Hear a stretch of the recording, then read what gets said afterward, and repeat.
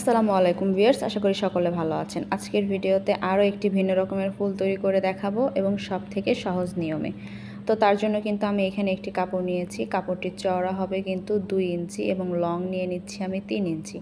তো 3 ইঞ্চি ফিতা দিয়ে মেপে কিন্তু আমি একটি কলম দিয়ে কিন্তু এখানে চিহ্ন করে নিলাম। এবার কাপড়টিকে কিন্তু এভাবে 2 ভাঁজ করে নিচ্ছি এবং কেচি দিয়ে কেটে নিচ্ছি। তো এখানে কিন্তু আমার এক পাট কাটা শেষ। তো প্রথম যে কাপড়টি সেই মাপ অনুযায়ী পরবর্তী যে কাপড়গুলো সবগুলো কিন্তু আমি কেটে নিচ্ছি। যেহেতু আমার এইখানে টোটাল আমি 5 পিস কাপড় ব্যবহার করছি, তো আমি কিন্তু এখানে টোটাল 5টি কাপড় কেটে নেব।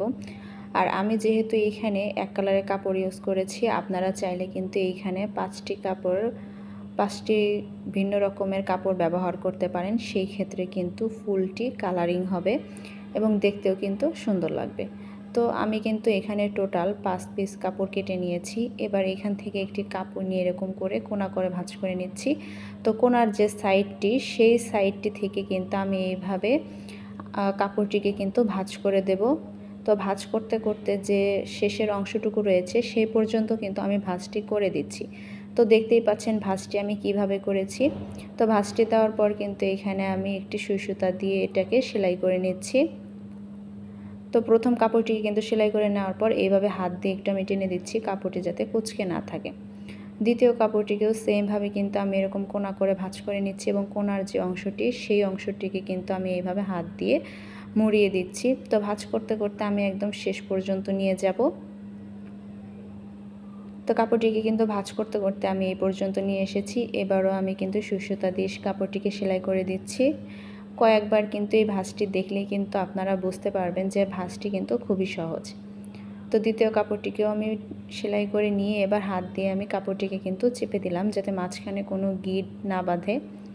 এবার পরবর্তী যে কাপড়টি সেটিকেও আমি কোনা করে ভাঁজ করে নিচ্ছি এবং হাত দিয়ে কিন্তু এভাবে আমি মুড়িয়ে নিচ্ছি। তো মুড়িয়ে নেওয়ার পর এখানেও কিন্তু আমি সুই সুতা দিয়ে আটকে দেব।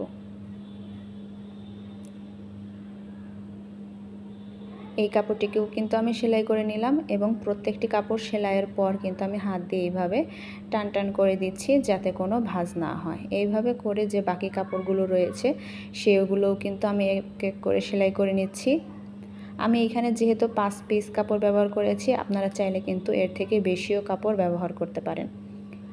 এবার আমি সুতোটি ধরে সবগুলো কাপড় কিন্তু একসাথে করে নিচ্ছি এবং সুতোর যে গিঁটটা রয়েছে সেটি ধরে আমি ভালোভাবে কিন্তু এখানে 2 থেকে 3টি গিঁট দিয়ে নিচ্ছি। আপনারা চাইলে যদি এখানে আরেকটু মোটা সুতা ইউজ করেন সেই ক্ষেত্রে কিন্তু একটি গিঁট দিলেও যথেষ্ট। যেহেতু আমি চিকন সুতা ইউজ করেছি সেই ক্ষেত্রে কিন্তু আমি এখানে 2 থেকে 3টি গিঁট দিয়ে নিচ্ছি।